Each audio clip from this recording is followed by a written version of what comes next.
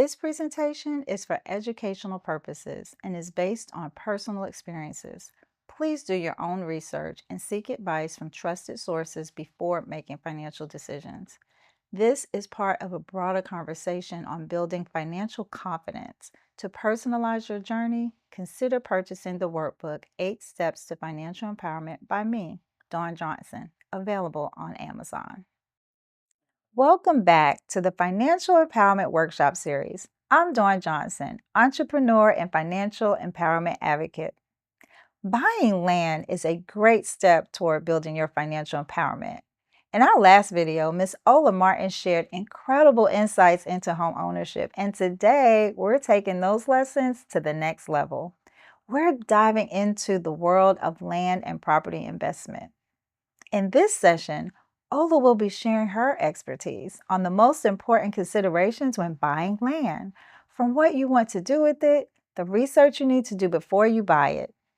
I'll also share the importance of networking with officials and community members in land development. We all know that sharing knowledge is crucial, and it's this information that can prevent you from losing your land and opportunities. We'll have a candid conversation and answer questions about flipping properties, starting with the most critical factor: location, location, location. If you're ready to learn how to turn land into an asset and make smart investment decisions, then let's get into it. So we're getting you all off track, but I got another question. Oh, yeah. Because this is personal. All right, so what about buying land? So what is the things you have to look out for buying land? Because I'm seeing a lot of land, like in the Clover down in Chester. I'm talking, yeah, 18 acres for $150,000. But what can you tell us a little bit about what the bank is looking at, and what are some of the considerations you should think about before buying land? Yes, absolutely. So with the land question, first and foremost, you got to ask yourself, what am I going to do with this land? Do I intend to build a community of 10 houses? Depends on how much land it is. Then there comes a huge amount of research. If you're going to build more than one house on that land, you have got to go to the county and you've got to go through all these, zoning ordinance. You just got to do a whole wealth of research, because with zoning, it requires you to, like, say for instance, you can only have, it might require you to have like a half an acre per house. Yeah, so it depends on what that zoning ordinance or zoning requirement is. Can you get the zoning changed? You can. Okay. Oh yeah, I've sat in zoning meetings before, especially in Gastonia, where it's pretty difficult to get it changed though for special use, but it can be done. It definitely can be done, but it's a lot that goes into it. You got to make sure it perks, meaning you got to have a septic, right? If you're going to have a house on there, you got to have a septic, and depending on how many bedrooms and bathrooms you're going to put into that house, it's got to perk for that amount of beds and baths. So, and it's based on bedrooms, not really bathrooms. So. And that's also, I think, why it's important to get to know your local officials, get to know who your city council members are, who your county council members are, and build relationships so that you can pick up the phone and call them and text them, hey, I'm looking at this, I'm looking at that. They can be your voice sometimes when you need some things to be done. Get to know everybody. So if that's going to be a field that you're going to become a part of, you got to become a part of that community, right? You got to get to know who inspectors are, who zoning people are. Make them your friends. Be a professional friend finder. Because those are the people because those are the people who can help you avoid some pitfalls, avoid some costly mistakes, can let you know, hey, since you're trying to do this, you may want to look at that. Even going to those meetings. Those meetings are online, they're recorded, so you can kind of know, what they say, meet the hockey puck where it's going. You can know what's going on in your community, what's being developed, what's going to start to draw people to certain areas so that you can get in on it ahead of time and maybe buy some land. And even if you don't want to build, you can wait for someone else who's going to build and sell it at a high price. So those are, again, if that's the path you're gonna take, start to build your network, build your friendships, start to meet and talk with people who are in the business, because there are a lot of people involved in that process, and you need to get to know them. Yeah, it is a very lengthy. I think it's also important that we be smart about the land that we have and that our families have. We need to be talking to people, because many people are being taken advantage of, and houses and land are getting away from them, and people are coming in and, they revitalizing neighborhoods when people just don't know. And, just like with selling homes, when the market started booming and people said, oh, I have all this equity, I can just sell my house. They sold their home and then they didn't have anywhere to go because they couldn't afford another home. So we need to make sure that we are educating our families and our friends and seniors in our neighborhoods. It's not just about us. Yes. And let me just say this. This is just an aside. It's one of the things I look at a lot. So land in this country is being bought off a lot. Warren Buffett, one of the richest men in the world, he's buying land all across the Midwest. And then there's a man by the name of Boone Pickens. I think he's passed away, but he bought up all the land. And the reason they bought it was because of the water rights, the water underneath it. Because what we're going to find here in the next several years is finding clean water is going to get more and more expensive. I don't know if y'all understand that a lot of water has what's called microplastics in it. So every time you drink water, you drink a certain amount of plastic. But this clean water underneath, that's in the land, that's in the ground, people are trying to buy up. And pretty soon, water, it's kind of like that now, water will cost you more than a gallon of gas. So it's important to understand the land, what you can build on it, but sometimes also what's underneath it. So if your family has land, try to find a way to hold on to it, but also have a plan of what you're going to do with it. Right. I mean, again, research, because when you're talking about mineral oil and gas rights, I have seen land being sold that the mineral oil and gas rights had already been severed. It's like, what value is, why would I buy that land? But people think they can get over, if they had someone that didn't know what to look for, then, somebody could have bought that land where the mineral oil and gas rights had already been severed. Another story, I did have a couple, Lord bless them, Jesus, they saw the equity in their home, and they took it out, and now they have nowhere to live. Wow. So they just, and I talked to them, tried to counsel with them. It's like, oh no, we've got a plan. And these also were truck drivers. They were, they say, we're going to go on the road. We're just going to live on the truck. They have nowhere to live and no truck now.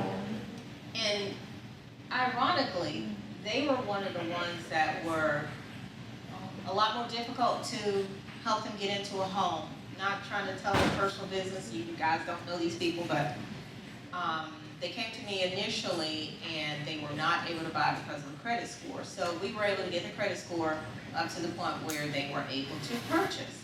Okay, all well and fine. Come to find out, getting into the process with the lender, checking account overdrawn every day. But they were still able to get into a home. They got into the home, stayed in the home for a year and a half, saw the equity, sold the home, and, my heart goes out to them because that was the worst and, example of what not to do.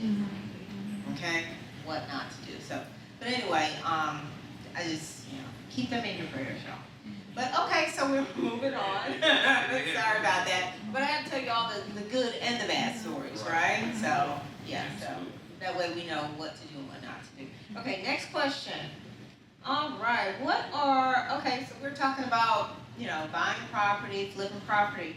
What are some key factors to consider when flipping a property? What is the one thing you think about when you see an investment property? Say, for instance, you were thinking of buying an investment property, a second property.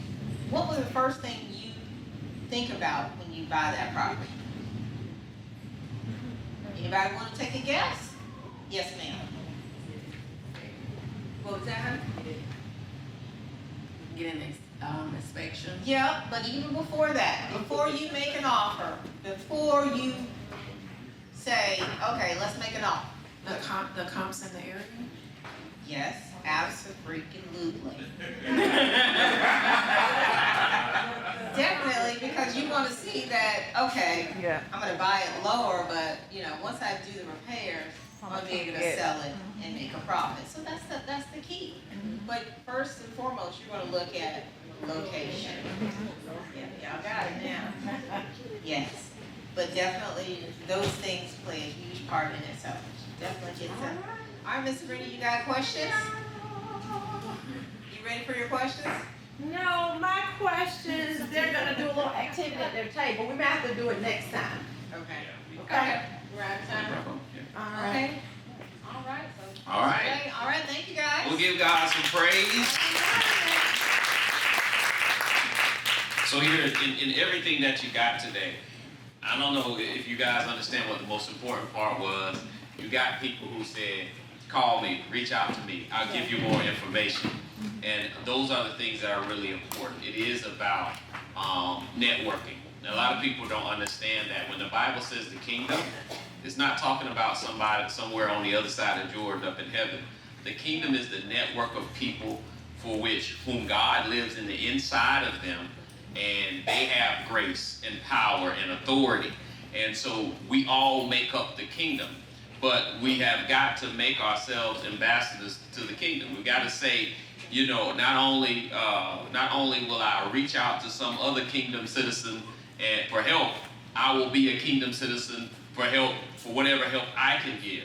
So as we think about this today in terms of meeting people, and this is the one thing you cannot let the enemy make you think, that you don't have something to offer. You absolutely do, and it has value, and again, the Bible says it will make room for you in the earth. So you've got to trust that you have something of value and trust that the person next to you has something of value. And I say this too, and yes, we got some heavy hitters and big wigs in this room, but I can remember when this church couldn't find a place. We couldn't stay in the little apartment theater that we were in, and so we went around to all the schools and they all said no. And I remember leaving Rivergate Elementary School and running into this woman who happened to be the custodian. And I talked to her and I told her what we were trying to do. And she said, oh, well, God bless y'all. And so I thought that was the end of it. And so we walked out of there. And then I got a call from the principal. She said, my custodian said, I have to let y'all rent my building. And if not for that custodian on the way out the door, Miss Esther Tate, if not for her, this church wouldn't be around. So the same is true for some of your dreams. You never know who. That's why you treat everybody with respect and grace and love, because you never know who. You never know who has that kind of insight or knows somebody else who can help you get through. So you got to be vulnerable enough to say, I need help. The Bible says that God hears the cries of his children. And sometimes you got to cry out and let God know by letting other people know that you need help. And so we got a great network going here, and I'm so excited about what this will become. I'm excited about the investment clubs, and I'm excited about how we'll share information about buying property and really growing the wealth that God intends for us to have so that we might be a blessing to other people. So I hope you all are excited about that. And this is our fourth meeting, and yes, the numbers go down a little bit every time, as it should be, because everybody ain't ready for a miracle. Everybody ain't ready for a blessing. So I knew this would happen. I'm excited about them. I'm excited though about the new faces that are coming. All right. Because they said, I heard something. I heard about a man on the other side of Jordan giving sight to the blind. That's how it happens. People hear about the good work and it resonates to them. So I thank you all, Ola, Sabrina, Dawn, for the good work that we're doing. If there are no further questions, we will end this in prayer. All right, let us pray. Heavenly Father, we give you praise. We thank you, dear God. We thank you, Heavenly Father, that we get to be in the room with people who are after your heart, God, because you said we are blessed to be a blessing. And God, we do this not out of shallow ego. We don't do this, dear God, to be puffed up and wealthier than someone else, God. We do this because we understand that it's part of our destiny and our purpose to be able to bless others, dear God, the way that you have blessed us. But God, we want to do it on a greater scale, dear God. And that's why Christ said, greater works than these will you do in my name because I go to the Father.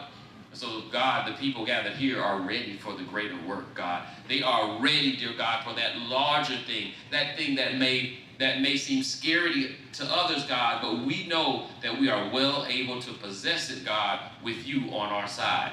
So now, Heavenly Father, I pray that you would speak into every heart here, for every person who has deferred their dream, for every person who thought, well, with my bank account, this won't be able to happen. Help them to understand that their Father has cattle on 1,000 hills, dear God, and he shall supply our needs according to his riches and glory. And so, God, let us not just look to us, but look to you, knowing that you have the ability to take us to the land you've shown. God, we love you, but every time we see the way you bless us by centering us among good people, we know you love us more. It's in your Son Jesus' name we pray.